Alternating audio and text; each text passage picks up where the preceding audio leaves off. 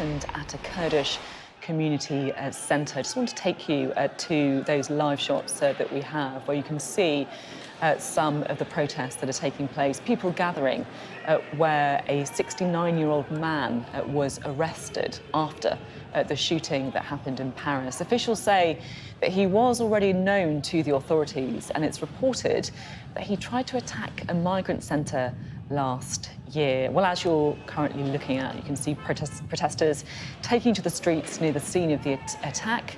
The French Interior Minister also visited the scene. He said that demonstrations against the shooting would be allowed to take place. But you can see there crowds gathering outside the scene of that shooting. Well, let's bring in our Europe correspondent, Siobhan Robbins, who's following this story. Siobhan, what can you tell us?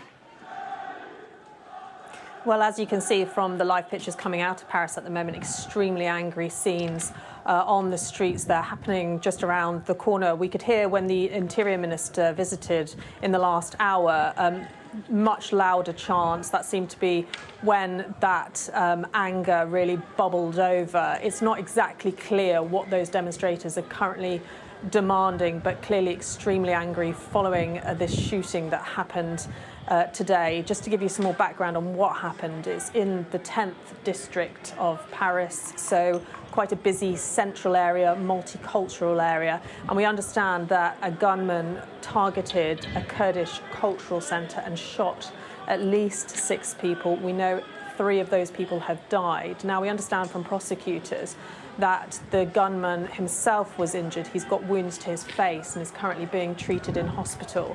But this was someone who was on the radar of the police. He had been detained before for attacks on a Paris migrant camp with a sabre, we're told by prosecutors, in 2021. Now, it was interesting because when the Interior Minister walked those streets in the last hour, he did say, although he was known to the authorities, he wasn't on the radar of the security services. And also he said that although he was on the police radar, that he wasn't on the radar for politically motivated attacks. So really the investigations are continuing there in Paris.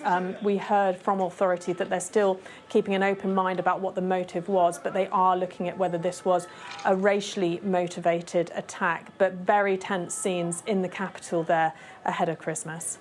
You're talking about the tense scenes, and we can certainly see it on our screens right now, something appearing to be burning in the street there.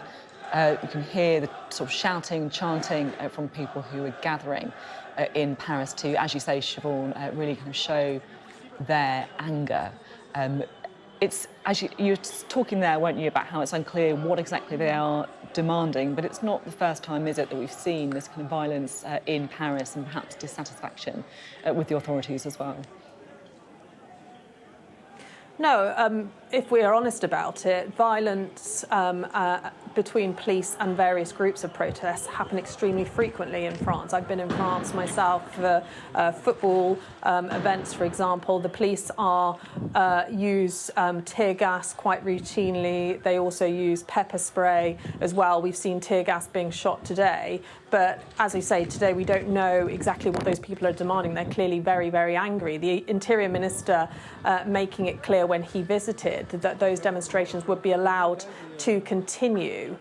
So they're not trying to clear people off the streets in that sense, but we can see that the police are very quick to move in with more aggressive crowd control there, that they have been using tear gas and pepper spray. At the moment, though, it doesn't seem to be clearing people from those streets, and it is quite regular that we see these type of fights back and forth between groups of protesters and police in the capital.